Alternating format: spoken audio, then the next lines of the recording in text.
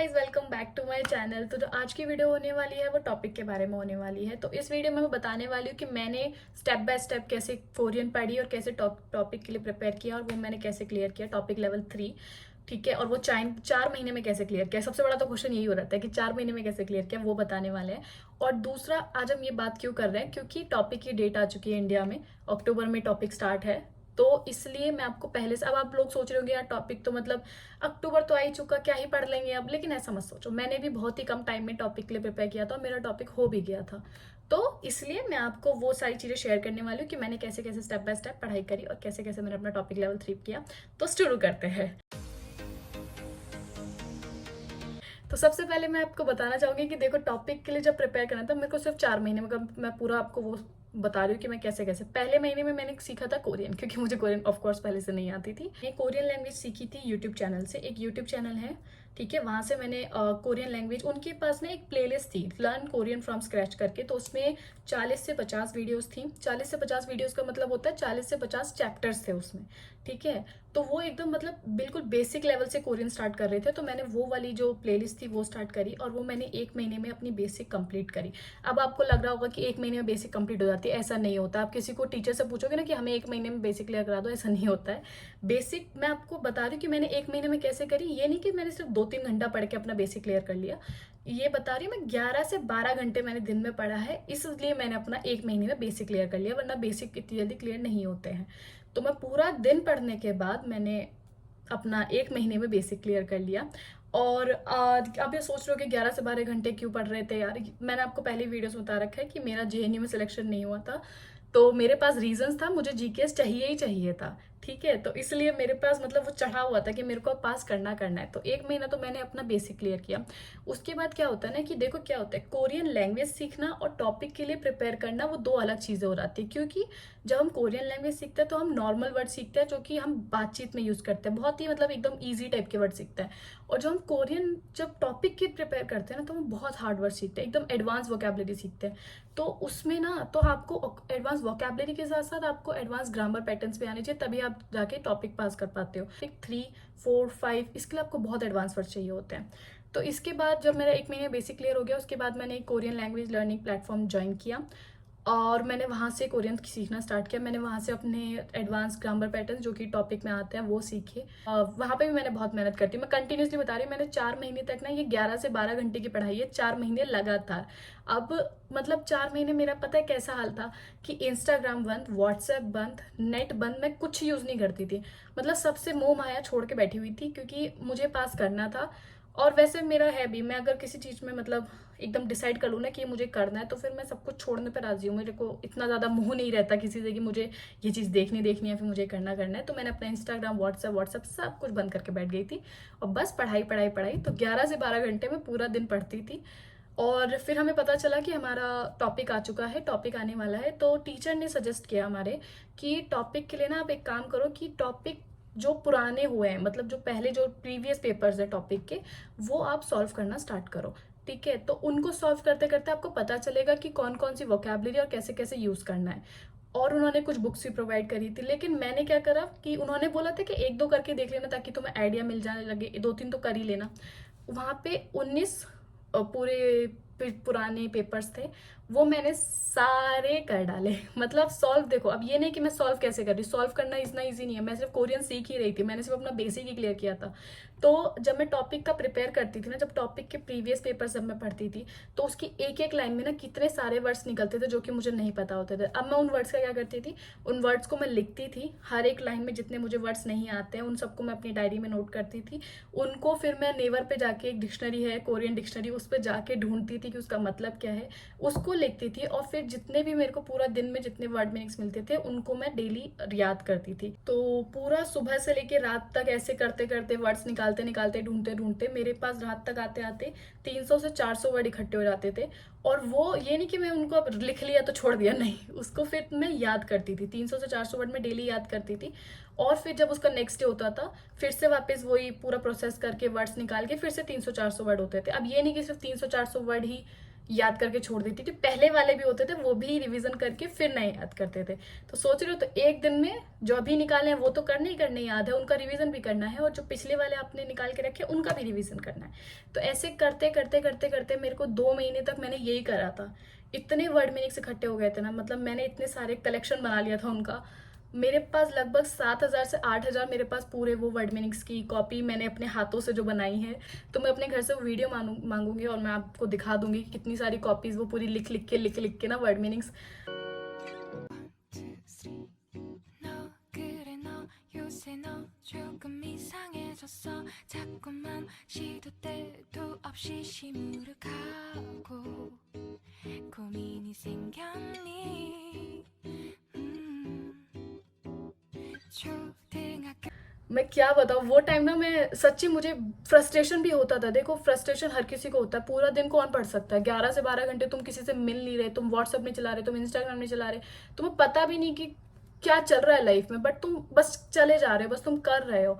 तो उस टाइम पे तो मुझे लगता था यार क्या है क्या नहीं, लेकिन मैंने कहा चलो ठीक है, ये भी हो जाएगा ये भी हो जाएगा। ऐसे करते करते करते करते तो मेरे पास वो 6 से 7 हज़ार वर्ड मीनिंग्स डेली याद करना, सुबह उठ के, सुबह 5 बजे उठ के मैं यही कर रही होती थी। सुबह वो पूरे 7 से 8 हज़ार वर्ड मीनिंग पूरी रिवीजन करना। और टीचर ने हमें बोला था कि ट्राई करके देख लेना, मैंने तो वो सॉल्व कर ही लिए थे। और मैंने क्या करा था कि जैसे जो पेपर, जैसे 19 पेपर है, तो वो मैंने उनको 2 बार सॉल्व किया था, ताकि मैं दूसरी बार देख रही थी कि मुझे वर्ड मीनिंग्स याद है कि नहीं है।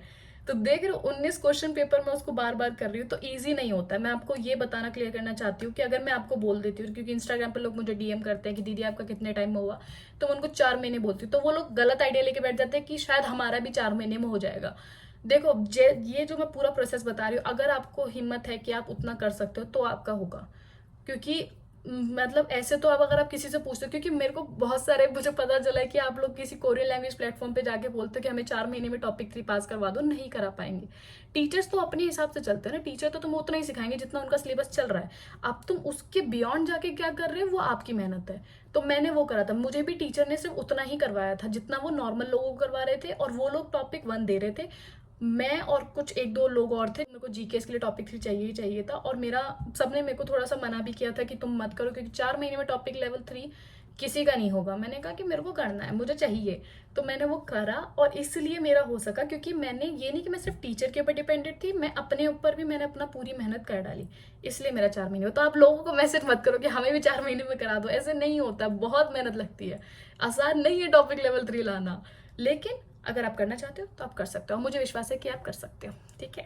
और सबसे बड़ी बात कि इतना सब कुछ पढ़ने के बाद भी जब मैं कोरियन टॉपिक का पेपर देने गई थी, मैं वो दिन कभी नहीं भूल सकती मेरी लाइफ का। क्योंकि मतलब मैं क्या बताऊँ, वो 3 घंटे का वो जो पेपर था, मतलब क्या, देखो अब तुम आइडिया लगाना कि कितना ज़्यादा हार्ड होगा वो पेपर। की तो जहाँ से हम कोरियन सीख रहे थे, तो वहाँ पे जितने भी स्टूडेंट थे वो कोई ना कोई टॉपिक 1 देने, टॉपिक 1 देने, या टॉपिक 2 देने, या टॉपिक 3 देने, कोई ना कोई अपनी अपनी जगह से दिल्ली आ रहा था, क्योंकि दिल्ली का सेंटर सबके साथ, मतलब सबके यहाँ से पास पड़ रहा था, तो सब लोग दिल्ली आ रहे थे।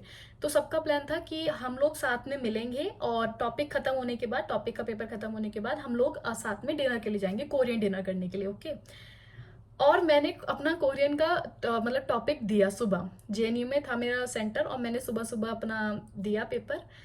और 3 घंटे के बाद जब मैं वहां से निकली हूँ ना, तो मुझे सीढ़ियाँ नहीं दिख रही थी ढंग से, क्योंकि मेरा कंसंट्रेशन लेवल इतना, मतलब क्या होता है ना कि आपको कोरियन जो टॉपिक होता है ना, उसमें आपको पहले 1 घंटा वो एकदम मतलब कंसंट्रेशन के साथ क्वेश्चन सुनने होते हैं, उसके बाद टिक लगाने होते हैं, ठीक है। उसके बाद आपको मतलब राइटिंग का सेक्शन आता है, तो वो भी 1 घंटे का चलता है। फिर उसके बाद आपको रीडिंग का सेक्शन आता है, वो भी 1 घंटे का चलता है। तो ऐसे 3 घंटे लगातार आप जब सुन रहे होते हो, पूरे टाइम कोई और लैंग्वेज आपके दिमाग में चल रही होती है, और आपको पास वो करना ही करना है, तो इतना ज्यादा हार्ड हो जाता है ना वो। जब मैं वहां से बाहर निकली ना, मेरे को सीढ़ियां नहीं दिख रही थी जब मैं नीचे उतर रही थी, और मैंने फिर वो प्लान कैंसिल कर दिया पूरा। जैसे ही वो मेरे को बोल रहे थे कि कोरियन डिनर करने जा रहे हैं, मेरे को कहीं नहीं जाना। क्योंकि देखो सबसे पहली बार जब मैं कोरियन का पेपर दे के आई थी टॉपिक का, मुझे ये भी विश्वास नहीं था कि मेरा टॉपिक लेवल 3 होगा या नहीं होगा। तो आप सोच सकते हो कि इतना पढ़ाई करने के बाद अगर मुझे विश्वास भी नहीं है कि मेरा टॉपिक लेवल 3 होगा कि नहीं होगा, तो कितना हार्ड आया होगा पेपर। और मेरे को लग रहा था कि शायद आए, पता नहीं, मतलब मेरे घर पे मुझे किसी ने, मम्मी ने पूछा मेरे को आते ही कि पेपर कैसा गया, मैं कहा मुझे नहीं पता, मुझसे मत पूछो अब ये क्वेश्चन, मैं तो करा ही जो कराना था, क्योंकि वो बहुत ही हार्ड था। मेरे को मतलब कॉन्फिडेंस आ ही नहीं रहा था कि होगा कि नहीं होगा। आप अंदाजा लगा ही नहीं सकते उस चीज का, इतना हार्ड पेपर था, इतना हार्ड आता है वो। लिटरली टॉपिक लेवल 3 पास करना कोई एकदम मजाक नहीं है, वो बहुत हार्ड होता है। तो मैंने अपना वो पूरा डिनर विनर कैंसिल, वो बोल भी रहे थे डिनर कैंसिल, मैंने कहा मुझसे नहीं हो रहा है, मेरी तो हालत खराब हो चुकी है, मुझे सिर्फ अपने घर जाना है। और मैं सीधा घर चली। चलो कोई नहीं, फाइनली मेरा टॉपिक लेवल 3 आ चुका था, तो मैं तो खुश थी। लेकिन हाँ, उसके बाद अब ये तो पूरा खत्म हो चुकी है मेरी टॉपिक लेवल की स्ट्रगल्स। अब हम बात करेंगे कि अभी जो टॉपिक आने वाला है उसके लिए आपको कितने स्ट्रगल्स करने हैं। मजाक कर रही हूँ, आपको भी करने हैं, मजाक तो नहीं। तो अभी हम आपको जानकारी देने वाले हैं, हम मतलब मैं आपको जानकारी देने वाली हूँ टॉपिक के बारे में, क्योंकि टॉपिक की डेट आ चुकी है जैसा कि मैंने आपको बताया। और टॉपिक की डेट है, वो है 15 अक्टूबर को टॉपिक है। इंडिया में संडे है उस दिन, लेकिन आप संडे मत बनाना, आपको टॉपिक देना है, ओके। तो उस टॉपिक अब कहाँ कहाँ हो रहा है, क्योंकि ये थोड़ा टॉपिक अब बोल कहीं भी हो जाएगा, कहीं नहीं होते, सेंटर पड़ते हैं इसके। तो 3 जगह टॉपिक होने वाला है, दिल्ली, चेन्नई, मणिपुर, ओके। और दिल्ली में कहाँ होने वाला है, जेएनयू में। चेन्नई में कहाँ होने वाला है, Hindustan institute of technology and science. और मणिपुर में होने वाला है मणिपुर यूनिवर्सिटी में, ठीक है। तो आप अपने अपने हिसाब से अपने अपने जो जो आपको सुविधापूर्ण लगे वहाँ वहाँ आप अपना सेंटर भर सकते हैं। अब सीट्स कितनी निकली हैं, तो जेएनयू में सीट्स निकली हैं 750, ठीक है। एक तो हिंदी तो मेरी पता नहीं क्या ही होने वाली है। चेन्नई में निकली है 100, चेन्नई में 100 सीट्स निकली हैं। और मणिपुर में निकली है 150 सीट्स, ठीक है। टोटल 1000 सीट्स निकली हैं अब। और जो इसके रजिस्ट्रेशन स्टार्ट होने वाले हैं वो होने वाले हैं 24 जुलाई से, 24 जुलाई से लेके 1 अगस्त तक। लेकिन अब आप ये होगा कि 24 जुलाई को 9 बजे से सुबह स्टार्ट हो जाएंगी फॉर्म निकलना। अगर आप उसी टाइम पे भरोगे तभी आपका आएगा, क्योंकि फर्स्ट कम फर्स्ट पे बेसिस पे हो रहा है ये। और क्या, अब ये मत सोचना कि 24 जुलाई से लेके 1 अगस्त तक रजिस्ट्रेशन कर सकते हो, आप पहले कर देना, क्योंकि सीट्स बहुत जल्दी फिल होती हैं, बहुत ही जल्दी। दिल्ली की तो इतनी जल्दी सीट्स फुल होती है ना, सबकी होती है वैसे तो ज़्यादातर, क्योंकि मेरे टाइम पे बहुत जल्दी सीट्स फुल होता थी। तो फिर वेट मत करना, जिस दिन पहले दिन आए उसी दिन भर देना, ठीक है। दूसरा, फीस कितनी है अब इसकी, टॉपिक 1 की फीस है 1200, ठीक है। और टॉपिक 2 की है 1500, 1200 टॉपिक 1 एंड टॉपिक 2 की 1500, ओके। और अगर कोई लोग जो टॉपिक 1 भी दे रहे हो, टॉपिक 2 भी दे रहे हो साथ में, क्योंकि टॉपिक 1 पहले होता है, जैसे शुरू के 2 घंटे टॉपिक 1 होता है, उसके बाद टॉपिक 2 स्टार्ट होता है। तो अगर कोई पूरा दिन देना चाहता हो टॉपिक 1 और टॉपिक 2 भी देना चाहता हो साथ में, तो उसके 2500। वैसे कोई देना मत, मैं तो बिल्कुल सजेस्ट नहीं करूंगी कोई टॉपिक 1 और टॉपिक 2 साथ में दो, हिम्मत ही नहीं बचेगी यार, कोई आंसर क्या देगा इंसान। तो 2500 उसके मैंने बता दिया आपको वैसे भी, ठीक है। और रिजल्ट आएगा 14 दिसंबर को, 14 दिसंबर को रिजल्ट आ जाएगा, ठीक है। और जेएनयू वालों को मैं एक स्पेशल टिप दे रही हूँ, देख रहे हो मैं कितनी अच्छी, मैं आपको टिप भी दे रही हूँ। जिनका सेंटर जेएनयू पढ़ने वाला है, जो भी जेएनयू में जाने वाले हैं, मैं उनको पहले से बता दूं कि बहुत जल्दी निकलना अपने घर से, मतलब बहुत ही जल्दी। अब आपको लग रहा होगा ट्रैफिक की वजह से बोल रही हूँ, नहीं नहीं नहीं, जेएनयू बहुत बड़ा है अंदर। और जो कोरियन का जो लैंग्वेज का जहाँ पर आपको जाके पेपर देना पड़ेगा ना, कोरियन लैंग्वेज का वो डिपार्टमेंट है, वहाँ पे आपको जाके पेपर देना पड़ेगा जेएनयू में भी। और जेएनयू इतना बड़ा है ना भाई, अंदर तक, ओहो हो, बहुत बड़ा है, बहुत ही बड़ा है, बहुत ज़्यादा टाइम लगने वाला है। इसलिए आप पहले से, बहुत पहले से निकल जाना, मतलब अच्छा खासा ऐसा लगे कि वहां बैठ के पढ़ लेना भैया, क्या दिक्कत है। और लास्ट टाइम पे क्या ही पढ़ोगे तुम, तो जल्दी चले ही जाना, ठीक है। तो ये टिप थी मेरी। और बाकी मैं आपको बेस्ट ऑफ लक विश कर रही हूँ, जो भी अपना टॉपिक देने वाले हो, ऑल द बेस्ट। और टॉपिक 3 पास करना, और जीकेएस के लिए अप्लाई करना, और कोरिया आ जाना, ओके। बताना जरूर वीडियो कैसी लगी, और कोई क्वेश्चन हो तो कमेंट सेक्शन में पूछने लगा। Tata, take care, bye bye.